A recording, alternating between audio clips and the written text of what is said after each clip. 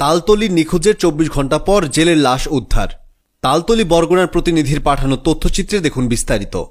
বরগুনার তালতলী থেকে বঙ্গোপসাগরে মাছ ধরতে গিয়ে নিখোঁজের ২৪ ঘণ্টা পর রিয়াজ নামে এক জেলের লাশ উদ্ধার করা হয়েছে। সোমবার ৩০ সেপ্টেম্বর সকালে সুন্দরবন সংলগ্ন সাগর থেকে ভাসমান অবস্থায় রিয়াজের লাশটি উদ্ধার করে তার স্বজন। মৃত রিয়াজ উপজেলার ছোটবগি ইউনিয়নের ঠংপাড়া এলাকার জলিল মৃধার পুত্র ও ২ সন্তানের জনক। মৃতের স্বজন মোহাম্মদ হানিফ ও জাফর মৃধা বলেন, ২০২২ সালে ভাগ্যের চাকা ঘোরানোর জন্য সৌদি আরব পাড়ি জমান রিয়াজ দালালদের প্রতারণার কারণে সৌদি আরবে গিয়ে জেল খেটে দেশে ফিরে আসেন। এরপর সাগর থেকে বড়শি দিয়ে মাছ শিকার করতেন।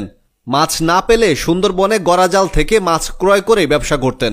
এরই ধারাবাহিকতায় গতকাল রবিবার ২৯ তারিখ ভোর রাতে সুন্দরবন মাছ ধরতে ও ক্রয় করতে যান।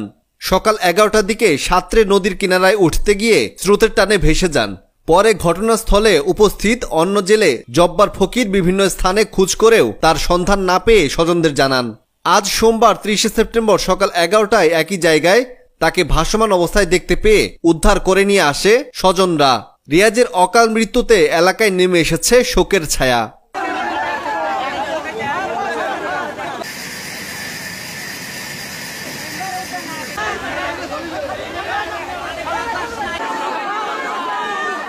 হাত উঠেছে না কি হচ্ছে না গাইনি পিড়িতে গেছে গাইনি দেয় না জানি কি হয়েছে তলাই গেছে ইয়েছে খোঁজ পাওয়া যায় না।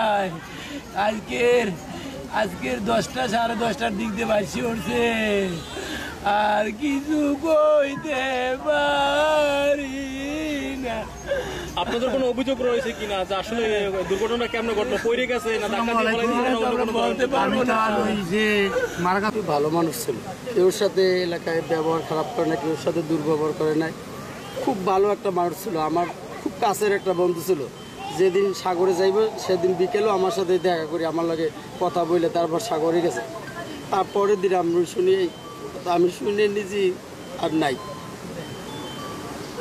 ব্যবসায়ী একজন যে আমার বাতিজা এই বড়ি বাইতে গেছে একজনের সাথে, সে আমার জানি না, আর এই আমার বাতিজা কিন্তু এক জায়গায় ছিল দুজন। ও লাভ দিয়ে কিনারে ওরার উঠতে চাইছে, উঠতে পারে নাই, পানিতে নিচে নিয়ে গেছে। এর জন্য আমাকে কোনো অভিযোগ নাই, কোনো অভিযোগ নাই আমাদের। আজকের 10:30টার দিকে পাইছি, আমি পাইছি, আমি নিজেই পাইছি হাতে।